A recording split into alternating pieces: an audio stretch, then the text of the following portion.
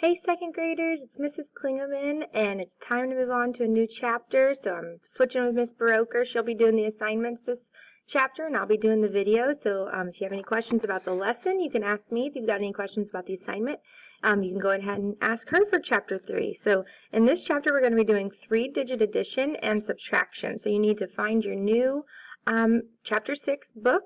Hopefully you've got that somewhere tucked away, and we're going to start right on it. If you need to go find it, you can pause the video. All right. If you count 83 butterflies on one tree and 72 on another, how many butterflies have you counted altogether? So think about that. Are we going to add or are we going to subtract? Because in this chapter, we're going to be doing both addition and subtraction. But what do you think? So it says, how many butterflies have you counted altogether? That altogether is our key word, and that's going to tell us to add. Yes, you're right.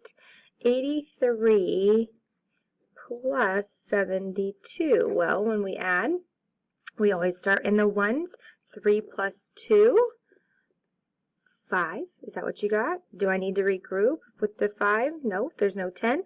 So then I can do 8 plus 7. Take a sec. You could use doubles plus 1, doubles minus 1, or just count up what you get for 8 plus 7. 15. So the answer would be 155 butterflies. All right. Okay, let's move on to some more warm-up stuff to get us ready and going for this new chapter. So this Show What You Know. I would like for you to pause the video and fill this out. Because it's more of you checking to see if you understand it or if you need a little extra help from it. And you can check your answers with me when you're done. So go ahead and pause it. All right, so welcome back after you've completed those. And here are the answers.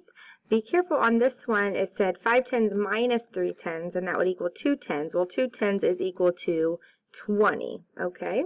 And then over here, 7 tens minus 2 tens is 5 tens. 70 minus 20 is equals 50. 5 tens is equal to 50. Did you get those? Give me a thumbs up if you did. Nice. Okay, number 3, we're back to, this is just two-digit addition, sorry. That was a tongue twister, apparently. All right, and so you just have to ask yourself if you need to regroup, okay? So we start in the ones. 54 plus 25. 4 plus 5 is 9. And 9, I don't need to regroup, so then I can do 5 plus 2, and that's, so the answer was 79. In number 4, 5 plus 8 is 13. So in a 13, I have a 3 in the ones, which goes down here, but this 10 has to be regrouped into the tens place. So then I have 1 plus 3 plus 1, and that is 5. A common mistake for kiddos is to not bring this 1 up here, or they bring it up and just forget to count it. Don't forget to count it. All right, number 5, 82 plus 67. You can do 2 plus 7, or flip them and do 7 plus 2, and that is 9. And then 8 plus 6 is 14. And so I just can write, it's like 14 tens, which would be 140. So I put my 14 right down here. And then number 6, 9 plus 1 is 10, so I have to put the 0 down here, regroup the 110. 8 plus 2 plus 1 is 11, so the answer would be 110. How you doing now? Give me a fist bump if you got all those right. Nice. All right. Okay. And now it just says you had to write the hundreds, tens, and ones. So I saw that there was 2 hundreds, 5 tens, and 3 ones, which means this number 253. Make sure you say that out loud. You need to practice reading your numbers. And then this one had 3 hundreds, and I didn't see any tens, so I put a 0 and then 6 ones. So this number would be 306. Okay, guys.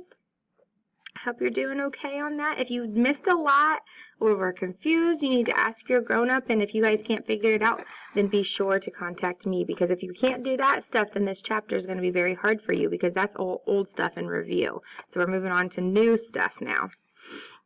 All right, so in this, we're talking about regrouping, okay? Name 13 ones as 1, 10, and 3 ones. That's a way to regroup, okay? I want to think about regrouping with subtraction, though. So think about the chapter that we just did. If it was 34 minus 18, right? You can't do 4 minus 8, so you have to regroup. But regrouping with subtraction is different than making 13 ones 110. What do I do? Remember we did the cross out? That becomes a 2, that becomes a 14. So we trade 110 for 10 ones. That's what we do with subtraction. In addition, we put 13 ones into 110 and 3 ones. In subtraction, we take that 110 and we move it over for 10 ones. And that's where this 14 came from. Okay? All right. We're going to hop down to the bottom. If you want to try another sentence right here, you're welcome to do that, but we're going to move on since we did the addition and what it is for subtraction. Number 1, write a number that has a hundredths digit that is greater than its tens digit. So, hundreds, tens, ones right here, right? Hundreds, tens, ones. The ones digit, we can write whatever we want. So I'm going to pick 2. Okay? But the hundreds digit has to be greater than the tens digit. So if we can't pick 9 as our tens digit, right? Because then that would make our hundreds digit, we can't go bigger than 9. So we can do anything other than 9 for our tens digit. I'm going to say 6. And then our hundreds digit just has to be greater than that. So 7, 8, 9, you pick. I'm going to go 8. 862 would work for that one. Write an addition sentence that has a sum of 20. So it has to equal 20. Ooh, why don't you try this one? There's many you could do. 1 and 19, 2 and 18, 3 and 17. You could do a whole bunch. I know an easy one, and that's going to be 10 plus 10 equals 20, right? That's pretty simple. Write a subtraction sentence that has a difference of 10. So the answer difference is the answer to a subtraction problem, and it has to equal 10. Some of my kids in class like to get silly, and they might do 300 minus 290. They like to use big numbers. So feel free to get fancy with this, but I'm going to keep it simple, and I'm going to use a related fact for this one, and I'm going to do 20 minus 10 equals 10. Okay, but just make sure it actually equals 10. All right, guys, and then the rest of this is going to be the game. You're welcome to use this as home as extra practice. You can follow the directions on here. The cards that you need are here, okay? And then there's another game back here you can use as well. All right, if you want to play that game, just go ahead and rip it out, and you can play it with anybody at home.